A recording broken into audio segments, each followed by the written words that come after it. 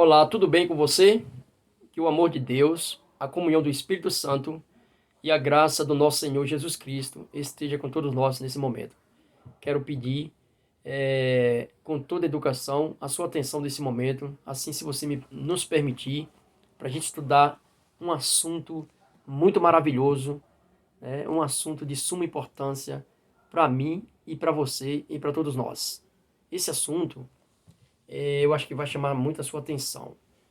Você que é evangélico, você que é católico, que é espírita, seja de qual for a sua religião.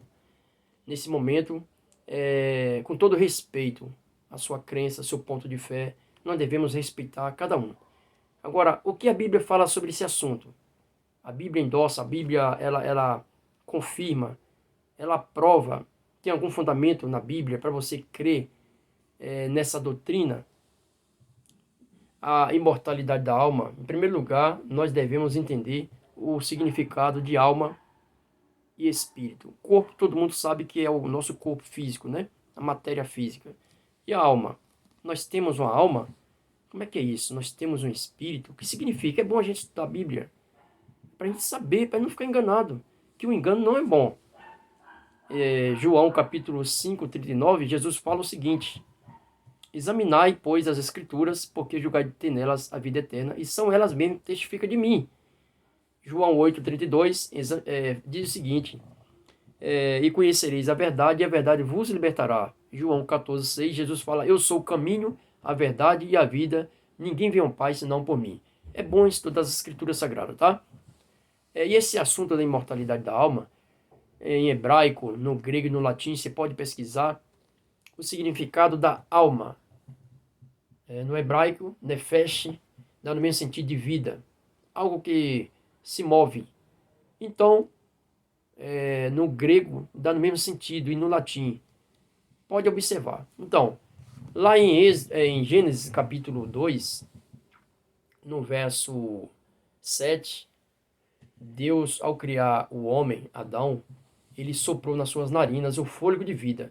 E o homem passou a ser alma vivente. Nós não temos uma alma, como a maior parte das religiões aí acredita que nós temos uma alma, né? Que sai do nosso corpo. Então a Bíblia não aprova isso. Nós somos uma alma vivente. E nós passamos a ser uma alma vivente através do fôlego que Deus soprou nas narinas de Adão, que o homem passou a ser uma alma vivente depois do fôlego, que dá no mesmo sentido de espírito. Que espírito em hebraico e no grego e no latim dá no mesmo sentido de pneuma. Ar. E esse ar que nós respiramos foi o ar que Deus soprou no nosso nariz. E quando a gente vê, quando as pessoas morrem afogado, outros morreram com Covid aí e perderam o seu fôlego, perdeu a sua vida, o direito de viver. E aí? Para onde é que vai a alma, como você acha? Nós temos uma alma? A Bíblia prova isso.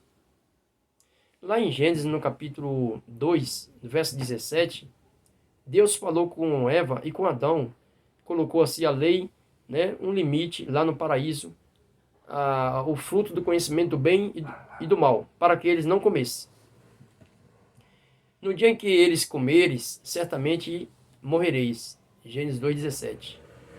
Aí o diabo astuto, sagaz, ele, assim que Deus saiu da presença do casal ali, ele foi tentar Eva, falando com Eva, é assim que Deus diz que não deve comer do fruto. Ele proibiu, dizendo que ia morrer. Você pode examinar Gênesis 3, verso 4. Eva chegou e falou, ele falou que no dia que a gente comesse, a gente ia morrer. O diabo falou assim, não morrereis. Quem está contando com a verdade? É Deus ou o diabo? Então, por isso que é bom estudar a palavra de Deus. Esse assunto é muito interessante. Quem está contando com a verdade? É Deus ou o diabo? Se Deus falou em Gênesis 2,17 que a alma que pecar essa morrerá. O diabo falou lá em Gênesis 3,4 não morrereis. Então, o diabo sempre é enganador. Deus falou que a alma que pecar essa morrerá. E como Jesus comparou a morte? Para onde é que vai a pessoa quando morre? Será que vai para o seio de Abraão? vai para purgatório, se reencarna. O que a Bíblia fala sobre esse respeito? Em Eclesiastes, no capítulo 9, versículo 5 em diante, lá fala que os vivos sabem que hão de morrer, mas os mortos não sabem coisa nenhuma, nem tampouco a sua memória. A Bíblia fala que não tem mais memória, né? E diz que já no esquecimento, a nossa memória já não existe mais memória. Todo orgulho, vaidade, tudo aqui se acaba. Sonhos, projetos, lá Eclesiastes 9, de 5 a 10. Pode ler para você ver.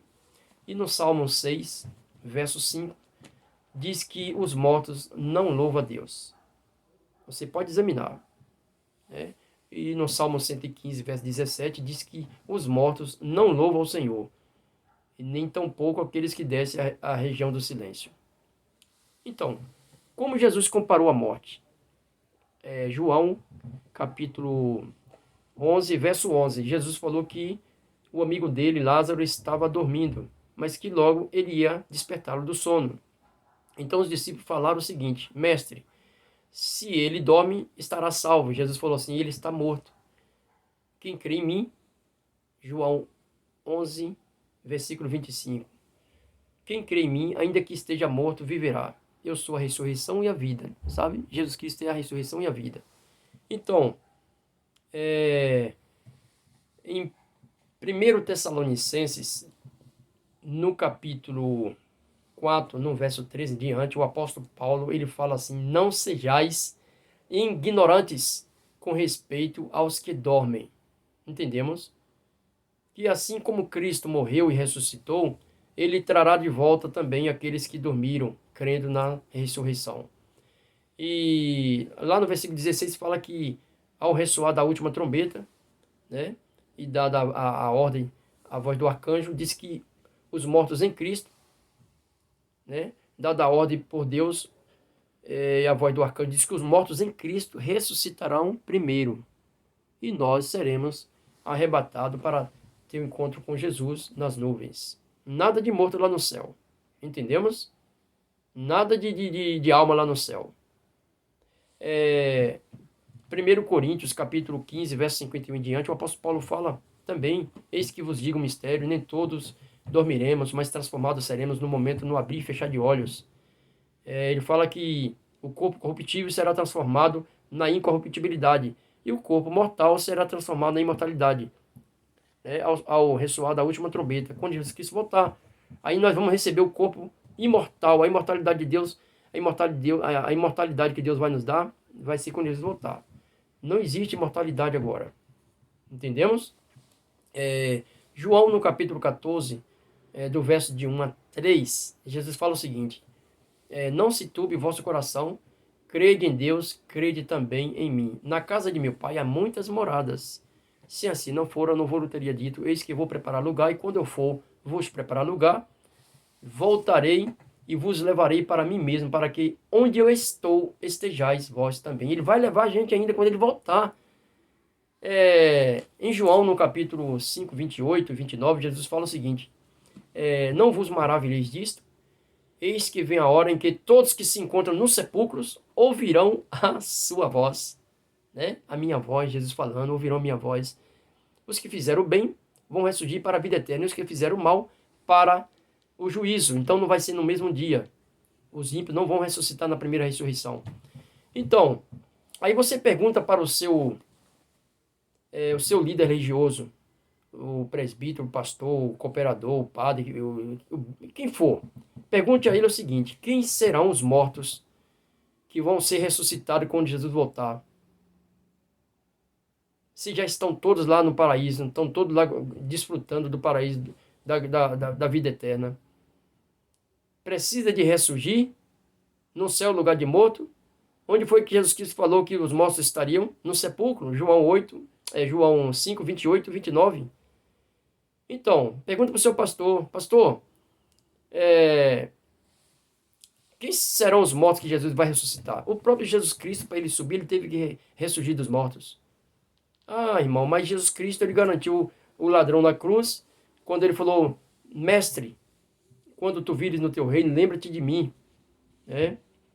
Então Jesus Cristo falou assim, em verdade te digo hoje que estarás comigo no paraíso.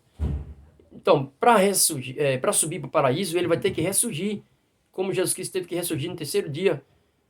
E ele não foi no mesmo dia que ele ressuscitou para o céu. Ele passou 40 dias aqui ainda na terra. É tanto que ele falou com Maria Madalena, não toqueis em mim, porque não subiu o Pai ainda. Entendemos?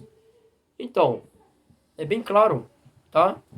E segundo Coríntios, capítulo 5, no verso 10, o apóstolo Paulo fala assim, importa que todos nós compareçamos perante o tribunal de Cristo, para que cada um receba, né, de acordo com o que tiver feito pelo nosso corpo. Lá em 1 Pedro 4, versículo 17, lá em 1 Pedro 4, 17, o apóstolo Pedro fala que a hora de começar o juízo pela casa de Deus é chegado.